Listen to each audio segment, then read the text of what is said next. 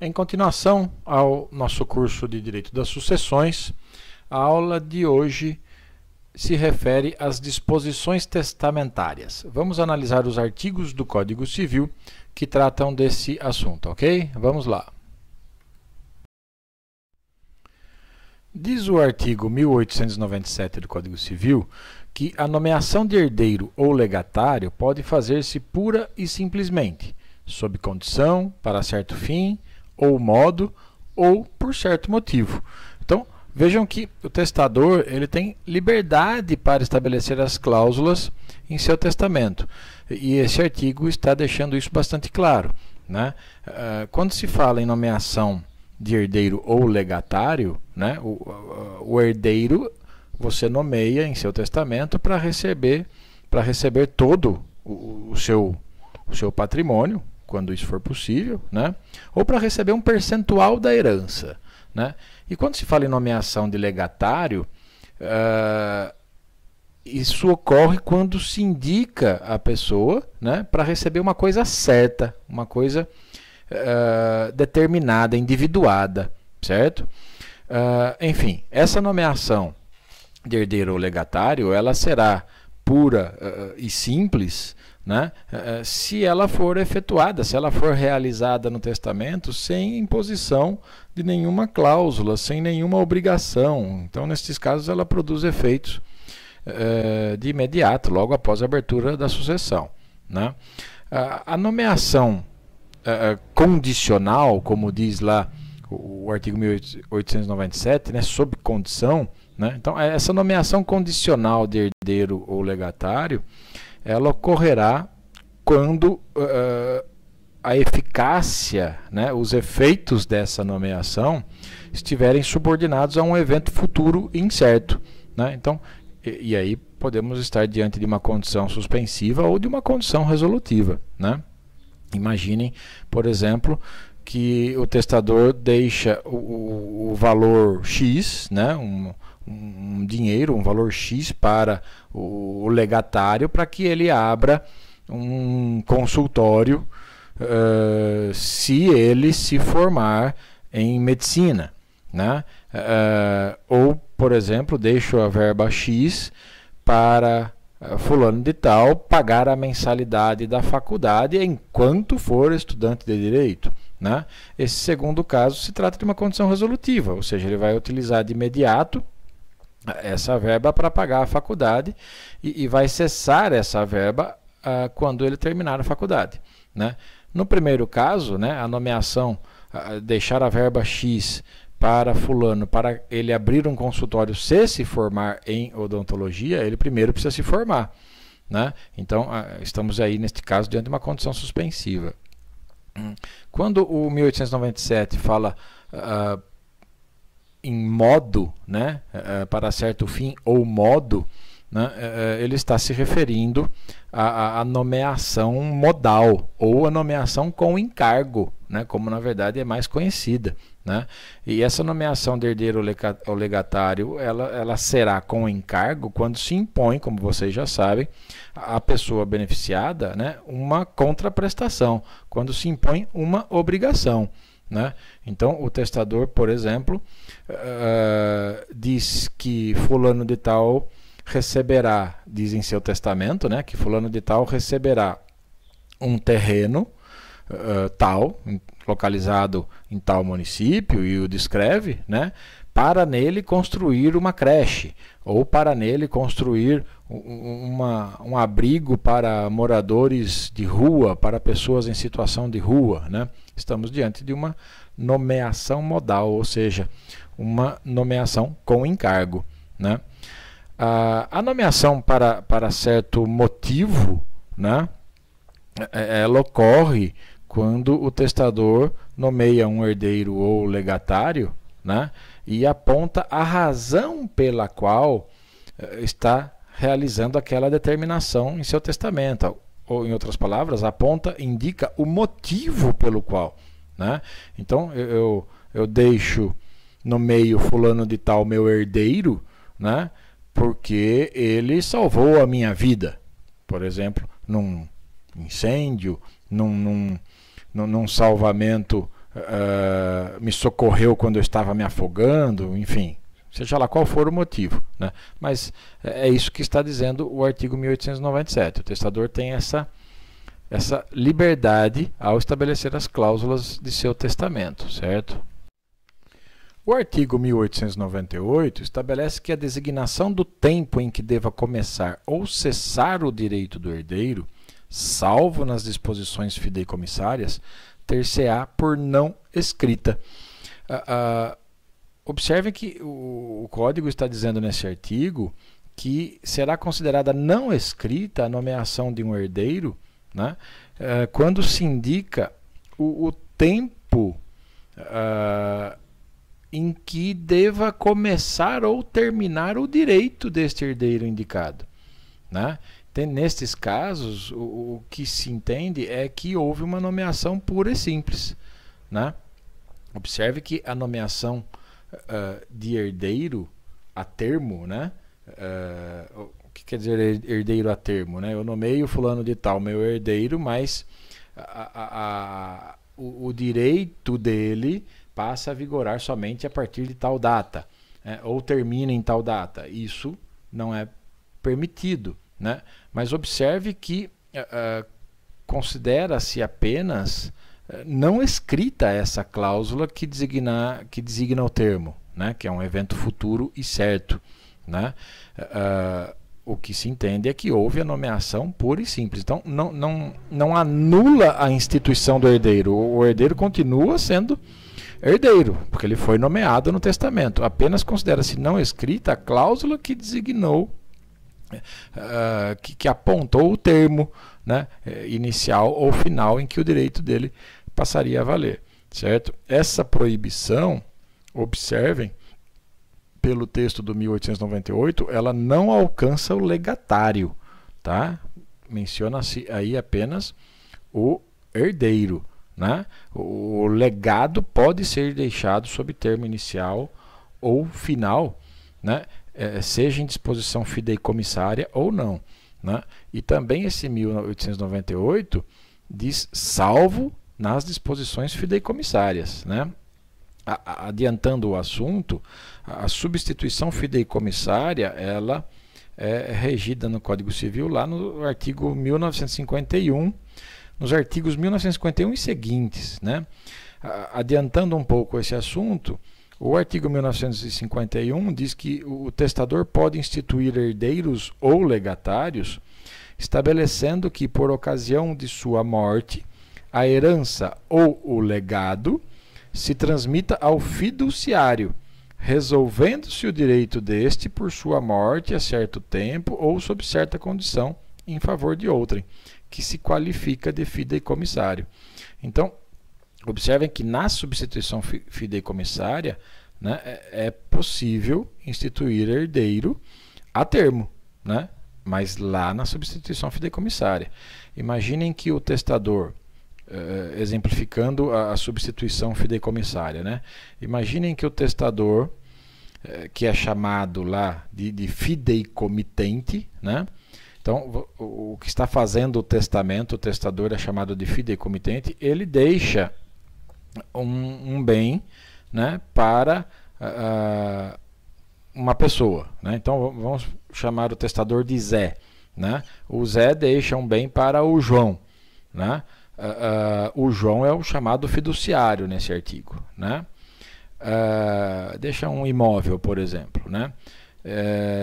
E sob a condição de, por sua morte ou em determinado tempo, então olha o termo aí, né, transmitir o imóvel a Pedro, que é um terceiro, o fideicomissário. Tem regras próprias, né, a substituição fideicomissária, mas é assim que ela ocorre. Eu deixo um bem, eu, testador, deixo um bem para o B, né, e já estabeleço que no caso de morte do B, né, ou em determinado tempo, ou sob certa condição, o bem que eu deixei para B vai para C.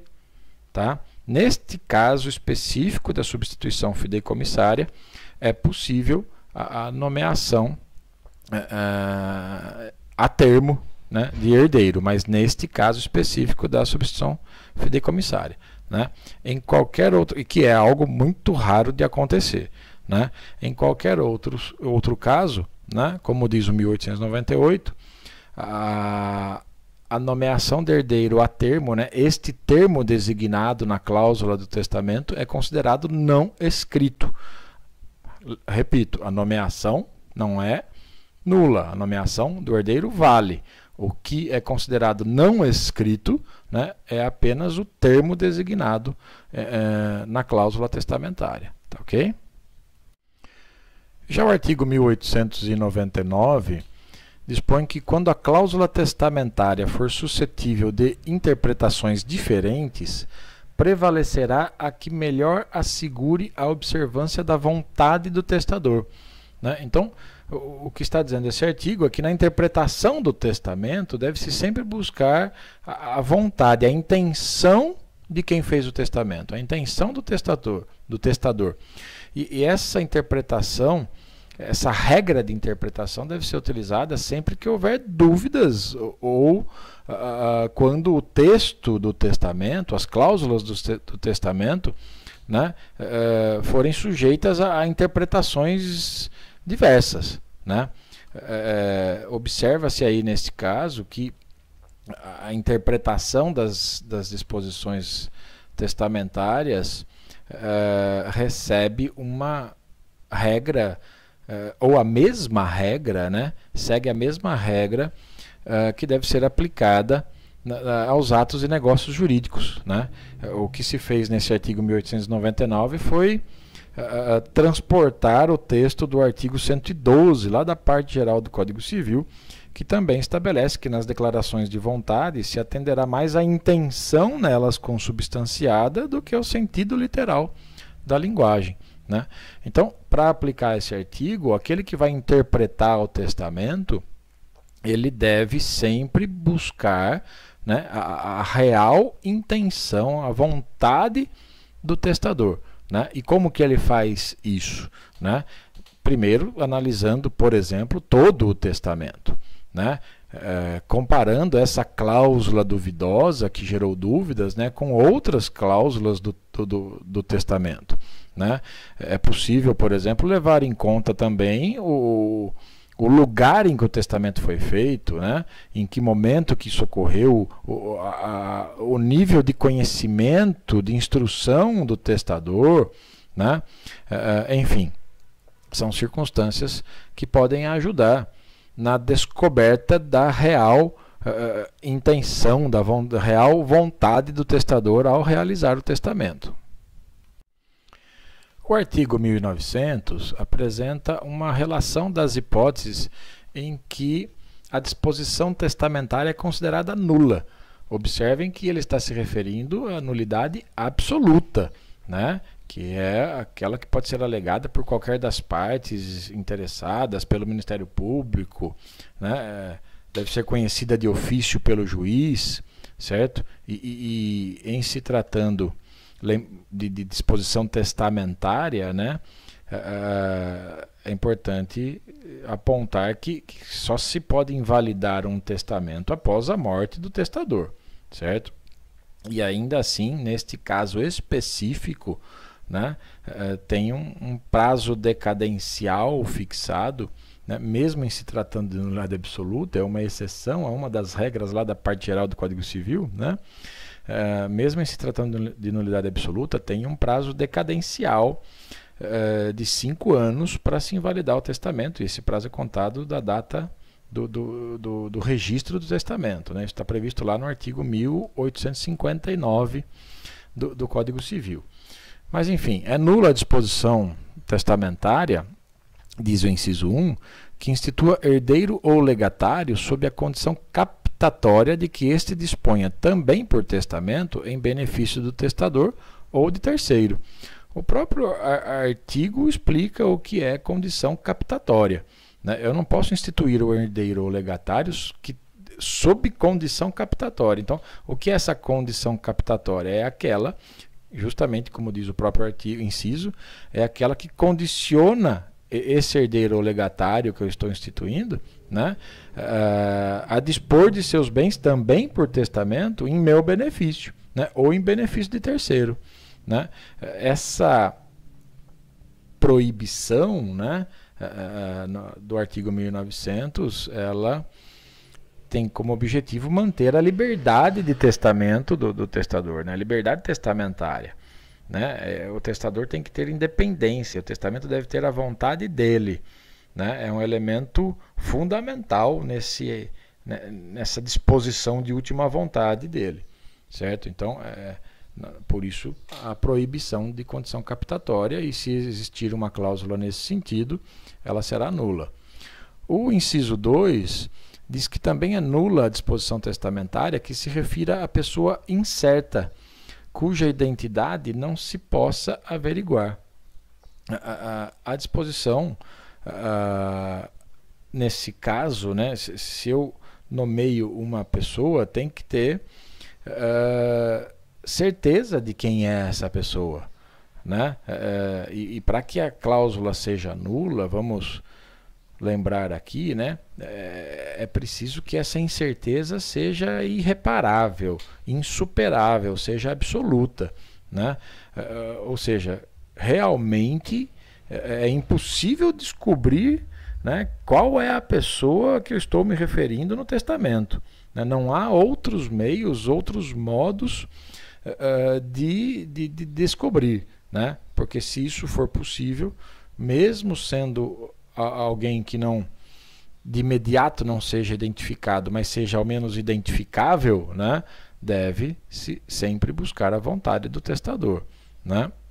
O inciso 3 diz que também é nula a disposição testamentária que favoreça a pessoa incerta, cometendo a determinação de sua identidade a terceiro, né? Então, eu deixo, por exemplo, em meu testamento, né, informo em meu testamento que um terceiro vai apontar a pessoa para que vai receber determinado bem, que vai ser nomeada herdeira, enfim, né? A exceção a esse artigo, a esse inciso que está no artigo 1901, que nós vamos analisar agora há pouco, né, daqui a pouco. A razão de ser, de tornar nula, de o Código Civil declarar nula uma disposição dessa, penso que tem uma relação direta com o fato de o testamento ser personalíssimo, né? Ou seja, é o testador quem decide, não pode ser uma terceira pessoa, né? O testador que decide quem é o seu herdeiro, quem é o seu legatário, não pode relegar isso para uma terceira pessoa, né? De qualquer maneira, repito, tem exceção no artigo 1901 que veremos daqui a pouco. O inciso 4 fala que a disposição, que também é nula a disposição que deixe a arbítrio do herdeiro ou de outrem fixar o valor do legado.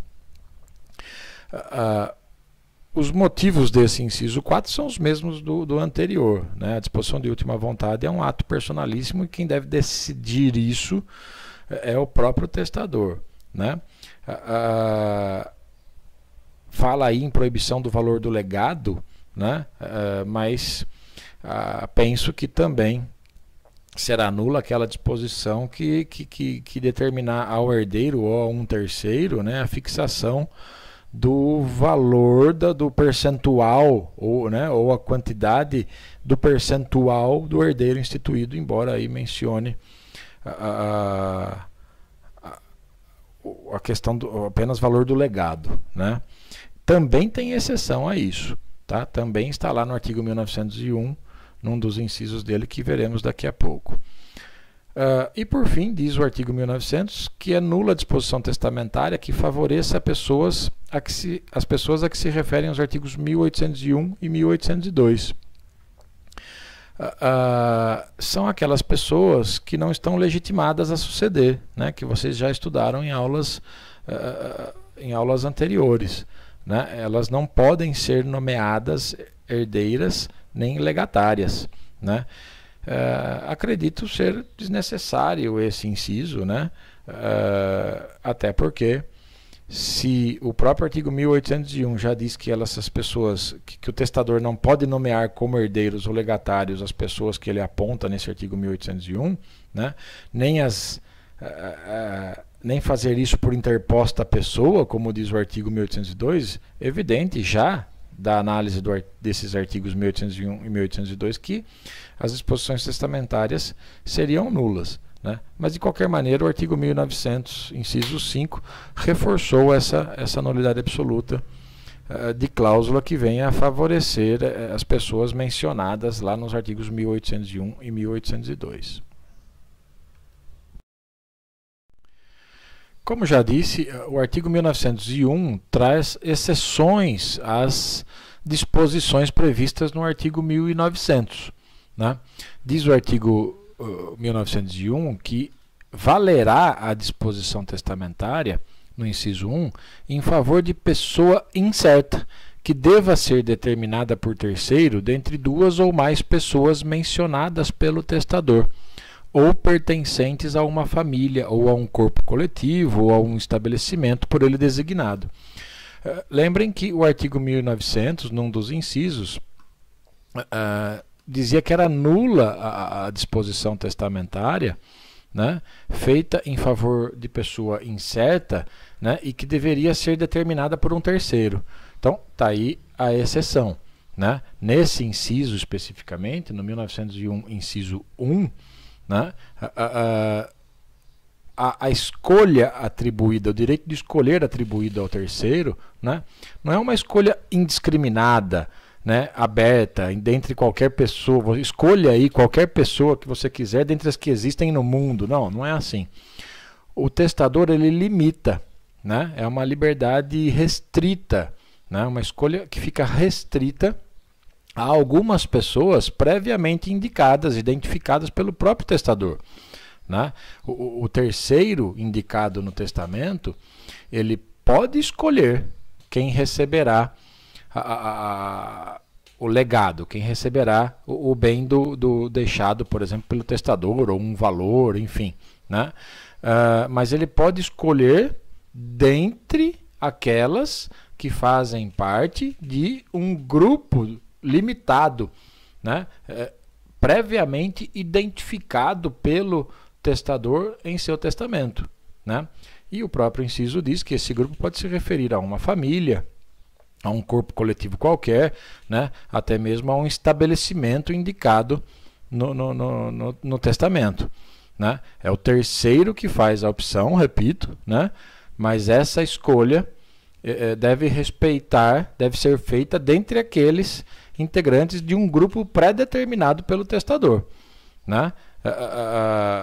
A escolha, né, feita por esse terceiro é feita entre aqueles que foram identificados, né, entre aqueles que compõem o grupo especificado e apontado no testamento pelo testador, tá?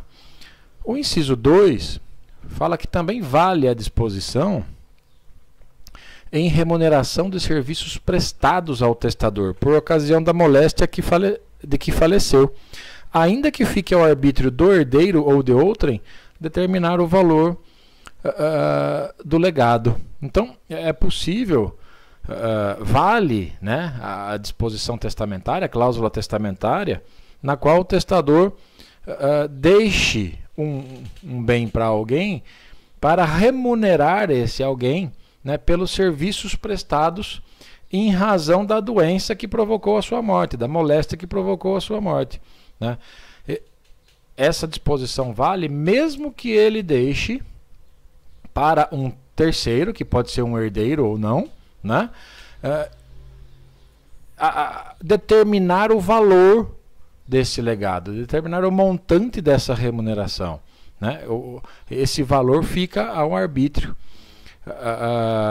daquele, né, desse terceiro, né, dessa pessoa, desse herdeiro, né, que vai determinar quanto será dado para essa pessoa que prestou serviços ao testador quando da doença dele que o levou à morte. Quanto valem esses serviços, né? Isso pode ocorrer, por exemplo, em relação a a um médico, né, ao enfermeiro que mais se dedicou a ele, né? Então é uma forma até de demonstrar gratidão, né? O importante é que essa disposição vale, né, mesmo que o valor desse legado, o montante disso, fique relegado ao herdeiro ou a alguém que o próprio testador indique em seu testamento, certo? O artigo 1902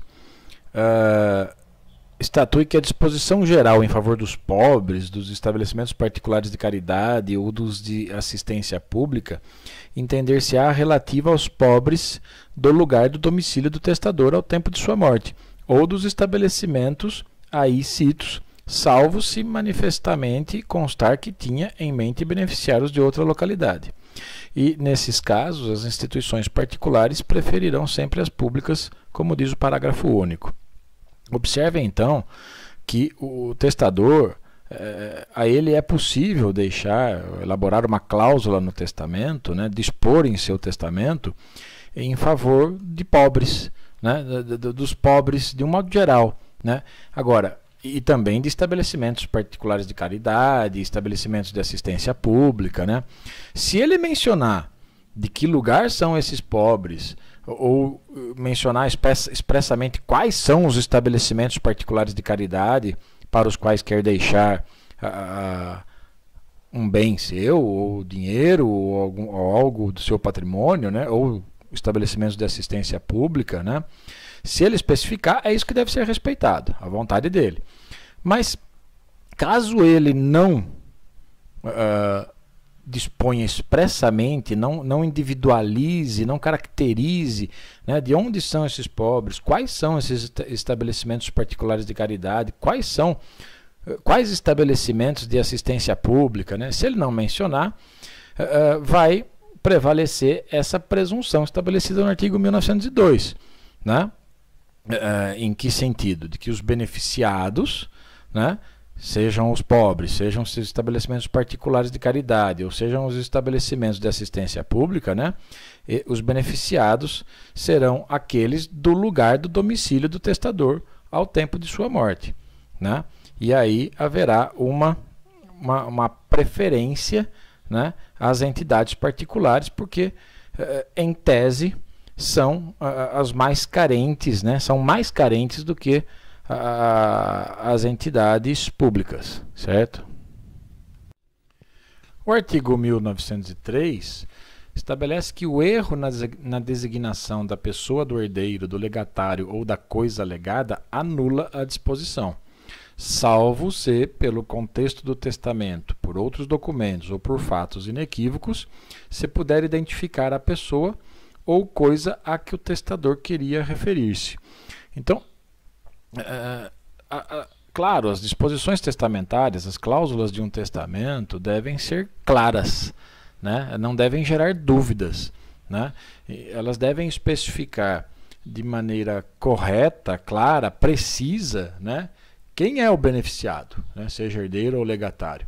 Qual é o bem que eu estou deixando, o que estou deixando para esse beneficiado, né? Então, tem que ser muito clara, muito evidente a identificação do beneficiado e da coisa legada, né?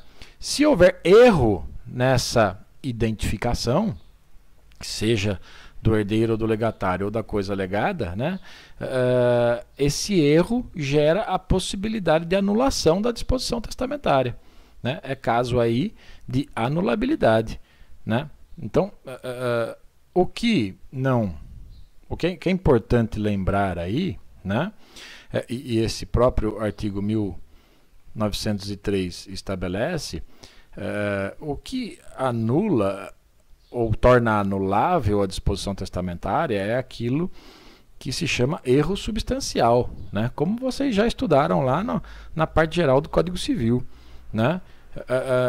Se for possível, por outros documentos, por fatos inequívocos, né, como diz, ou pelo contexto do testamento, como diz o próprio texto do 1903, né, se for possível identificar a pessoa ou a coisa deixada, né? Então, neste caso, a disposição testamentária não será anulável, né? Esse artigo 1903, ele é um reforço, uma consequência, né, do que dispõe lá o Código Civil na parte geral, quando trata do erro, né? Lá no artigo 142 do Código Civil, está dito que o erro de indicação da pessoa ou da coisa a que se referir a declaração de vontade não viciará o negócio jurídico quando, por seu contexto e pelas circunstâncias, se puder identificar a coisa ou pessoa cogitada, né? Então, se o erro é sanável, não há que se falar em anulação da disposição testamentária, tá ok?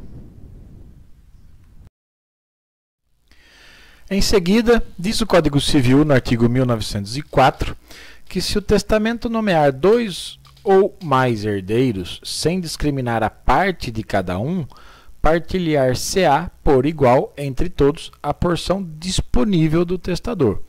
Lembrem que se o testador tiver herdeiros necessários, né, ele tem no seu patrimônio uma parte que é disponível, que é a metade, e a outra metade é a parte indisponível, que constitui a legítima, que pertence obrigatoriamente aos herdeiros necessários. Isso se ele tiver herdeiros necessários, certo?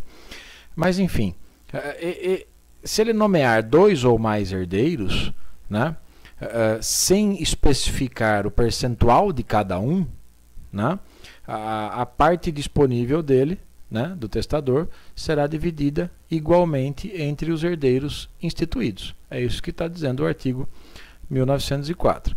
O artigo seguinte diz que se o testador nomear certos herdeiros individualmente e outros coletivamente, a herança será dividida em tantas cotas quantos forem os indivíduos e os grupos designados. Atenção para isso, hein? O testador ele pode nomear pessoas como herdeiras em seu testamento de forma individual, né? Então, o João, nomeio o João meu herdeiro, nomeio a Maria minha herdeira, né? Mas também pode fazer de maneira coletiva, de forma coletiva, né? Então, nomeio meus herdeiros, os filhos de Pedro, certo? O que esse artigo 1905 está prevendo é a possibilidade dele nomear dos dois modos, né? Herdeiros individualmente e também coletivamente.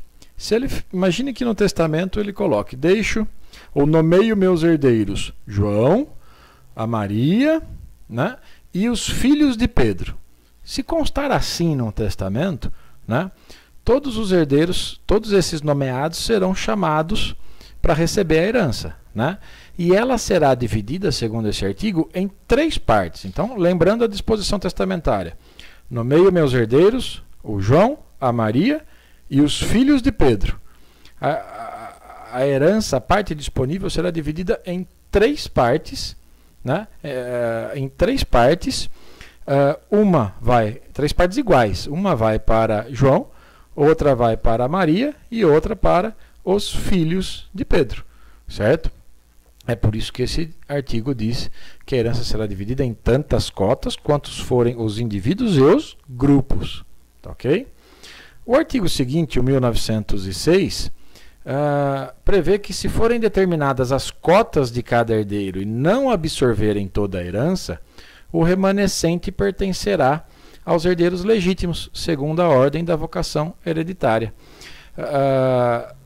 O que é natural, né? Se o testador nomear vários herdeiros, né?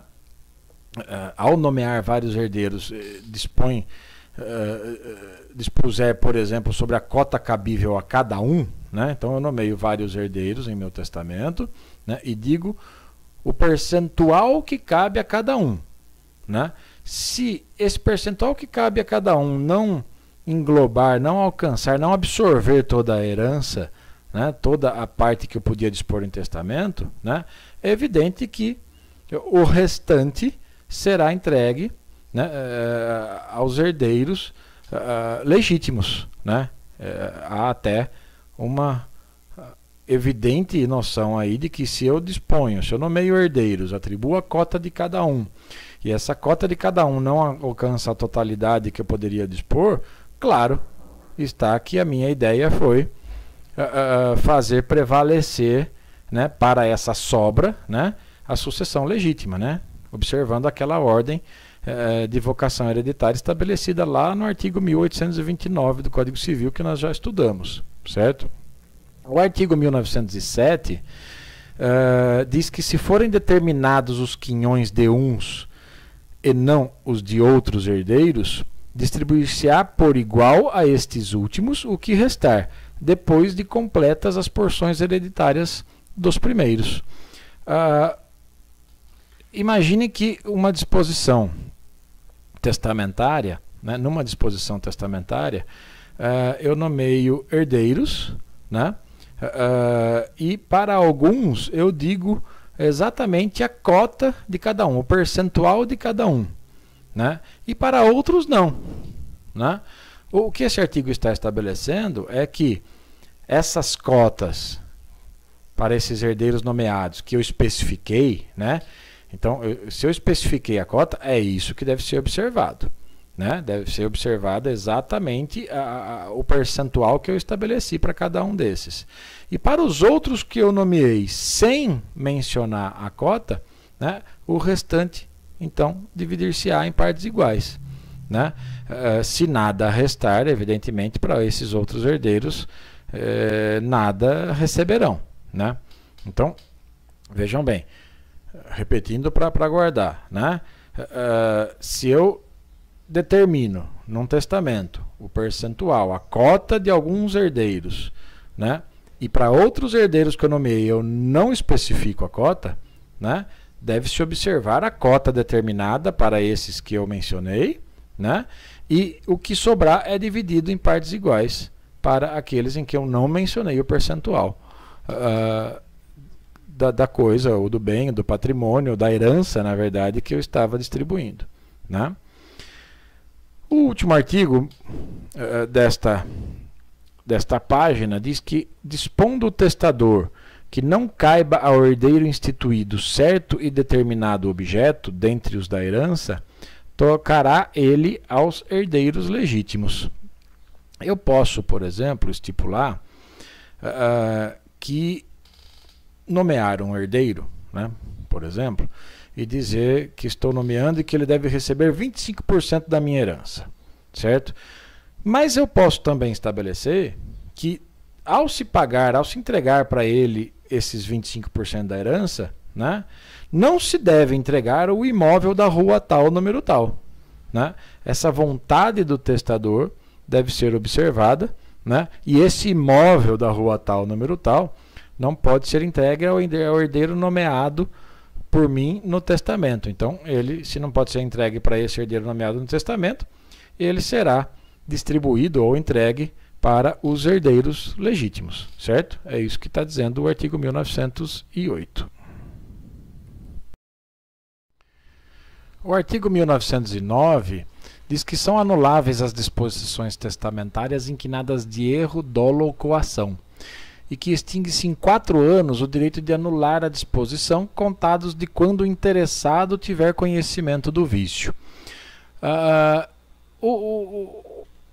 Está claro aí nesse artigo, né, que as disposições testamentárias que estejam inquinadas de erro, dolo ou coação são anuláveis. Estamos diante de nulidade relativa, o que é importante, porque são vícios do consentimento, né, já estudados por vocês lá na parte geral do Código Civil, né, artigos 138 e seguintes, né, o erro, o dolo ou a coação. Agora, o que é importante analisar se somente uma disposição ou algumas disposições testamentárias contém vício, né, de erro, dolo ou coação. Nesse caso, essas disposições testamentárias viciadas que são passíveis de anulação, né? Mas pode acontecer de todo o testamento se encontrar viciado, né, por erro, por dolo ou por coação, né? Então, neste caso, todo o testamento se torna anulável, né? é importante também destacar aí que a interpretação do testamento deve sempre ser feita de forma sistemática, né? Então é possível que a anulação de uma cláusula testamentária, né, em que nada de erro, dolo ou coação, também implique na anulação de outras cláusulas testamentárias estabelecidas pelo testador, que aliás é o que prevê o artigo seguinte, o artigo 1910. Né? A ineficácia de uma disposição testamentária importa das outras, que sem aquela não tiverem sido determinadas pelo testador, certo? Então, é possível que a anulação de uma disposição testamentária gere a anulação de outras disposições testamentárias. Né? Imaginem, por exemplo, se o testador deixa um bem, um legado, né, para João e Maria, certo? E desrespeita lá o artigo 1900, né? E diz que o valor desse legado será arbitrado por um terceiro, né? Deixa ao arbítrio do herdeiro fixar o valor do legado. Ele está desrespeitando o que vimos lá no artigo 1900, que diz que é nula essa disposição testamentária, né? Se tivermos uma outra cláusula que diz que desse valor entregue a João e Maria, por exemplo, né? Deixei um legado para João e Maria e deixo arbítrio, quem decidirá o valor desse legado é o herdeiro tal, né? Essa disposição é nula segundo o artigo 1900, né? E aí eu ponho numa outra cláusula testamentária que João e Maria devem destinar parte desse legado para determinada pessoa ou para construir tal abrigo, enfim, né?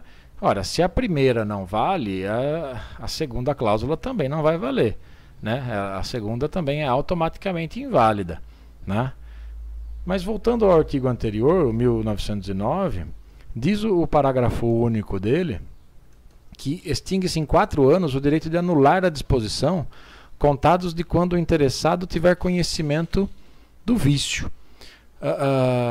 Então, é um prazo decadencial de 4 anos, e observem que esse prazo é contado a partir do conhecimento do vício, certo? É claro, como já dito, que a anulação só pode ocorrer depois da morte do testador, né? Não se admite discutir a validade de um testamento enquanto o próprio testador for vivo, tá ok? De qualquer maneira, esse prazo estabelecido nesse artigo 1909, é importante observar isso, né? Ele é diferente daquele outro prazo estabelecido lá no artigo 1859, que já estudamos. Aquele artigo 1859, ele determina um prazo de 5 anos para impugnar a validade do testamento e marca e designa como termo inicial da contagem desse prazo a data do registro do testamento, né? Se você comparar esses dois dispositivos, o 1859 com esse 1909, parágrafo único, né? Você vai perceber que as questões de nulidade, né? que não são suscetíveis de confirmação, como já dissemos aqui nessa explanação, né? Quando você pode impugnar a validade de um testamento, a nulidade absoluta de um testamento num prazo de 5 anos, isso é uma exceção àquela regra de que o negócio nulo não convalesce pelo decurso do tempo, aquela regra que está lá na parte geral do Código Civil, né? Em se tratando de nulidade absoluta, né? Mas uma outra comparação é que o prazo para a impugnação do testamento lá do artigo 1859 é de 5 anos, né? E esse prazo para impugnação previsto lá no 1859, né, é de 5 anos contados do registro do testamento, o que é feito lá através do juiz após a morte, né? Nesses casos de anulabilidade previstos no 1909, parágrafo único, o prazo é de 4 anos, mas esse prazo só começa a ser contado da data do conhecimento do vício, né? Então, é muito possível que os casos de anulação do testamento, né, tenham um prazo, digamos, muito superior, muito mais elástico, variável, né, porque é contado a partir do conhecimento do vício só, diferente daquele outro que é contado a partir do registro do testamento, né? Isso tem gerado polêmica, tem gerado discussões doutrinárias, né? E há até projetos de lei já em andamento para alterar essas disposições do Código Civil, certo? Por fim, diz o artigo 1911 que a cláusula de inalienabilidade imposta aos bens por ato de liberalidade implica impenhorabilidade e incomunicabilidade. Então, o que esse artigo está estabelecendo, deixando claro, é evidente, né, que o testador pode impor, clausular o bem com cláusula de inalienabilidade, né? Essa cláusula de inalienabilidade, né, gera também, né, a impenhorabilidade do bem e a incomunicabilidade do bem, certo? Esse dispositivo, né, ele trata de maneira genérica, né? Então ele está falando tanto de imposição de cláusula de inalienabilidade tanto aos bens da legítima, que pertencem aos herdeiros necessários, né, como também aos demais bens recebidos pelos herdeiros e legatários que constarem do testamento, né? Só que é preciso lembrar que a cláusula de inalienabilidade imposta aos bens que fazem parte da legítima dos herdeiros necessários, né, deve observar o disposto lá no artigo 1848, que já estudamos, né, e que diz que é preciso declarar, em se tratando de cláusula de inalienabilidade sobre bens da legítima, certo? Da legítima. É preciso declarar a justa causa no testamento. Você precisa explicar o porquê, qual a razão de estar clausulando aquele bem com a inalienabilidade, né? No que diz respeito à parte disponível, né, aí não se aplica o artigo 1848, o testador ele está absolutamente livre para impor essas cláusulas restritivas como bem entender, né? Então, sem precisar explicar a causa, né? O que está claro aí, de qualquer maneira, é que se ele estabelecer a cláusula de inalienabilidade, né, consequentemente se terá também a imperabilidade e a incomunicabilidade dos bens. Como vocês já sabem, a inalienabilidade importa na impossibilidade de dispor dos bens, né, seja a título gratuito ou oneroso, né? A incomunicabilidade gera a impossibilidade de comunicação do bem ao cônjuge, né, ou companheiro do herdeiro nomeado, né, qualquer que seja o regime de bens, certo? E a cláusula de impenhorabilidade, evidentemente, consiste em estabelecer que o bem clausulado não pode ser objeto de penhora por dívidas contraídas pelo seu dono, pelo seu titular, tá? O parágrafo único do 1911 estabelece que no caso de desapropriação de bens clausulados, ou seja, no caso de desapropriação de bens em que o testador impôs a cláusula de inalienabilidade, né, ou também no caso de alienação, então é possível alienar um bem, né, em que se impôs a inalienabilidade. Mas olha como complementa o parágrafo único. Por conveniência econômica do donatário ou do herdeiro, mediante autorização judicial. Então, se você recebeu um bem com a cláusula de inalienabilidade, você tem que demonstrar essa conveniência econômica, né, e pedir autorização do juiz para poder alienar esse bem. Seja nesse caso de alienação com autorização judicial, seja no caso de desapropriação de um bem com a cláusula de inalienabilidade, diz esse parágrafo único que o produto da venda, ou seja, o valor que você receber pela venda, seja na desapropriação ou na alienação, converter-se-á em outros bens, sobre os quais incidirão as restrições apostas aos primeiros. Então, o que ocorre aí é a subrogação, né, dessa cláusula restritiva, né, do vínculo, né? Então, é possível que um bem que eu recebi com cláusula de inalienabilidade seja desapropriado. Dessa desapropriação vem uma indenização do poder público, né? Essa indenização deve ser convertida em outros bens, e aí esses outros bens terão também a cláusula de inalienabilidade, né? O mesmo ocorre se você que recebeu conseguiu vender esse bem, alienar esse bem, demonstrando ao juiz a conveniência econômica, né? O juiz autorizou, o produto, o valor, o preço que você receber pela venda desse bem deve também se converter em outros bens, né, para que a cláusula de inalienabilidade incida sobre os novos bens adquiridos, certo?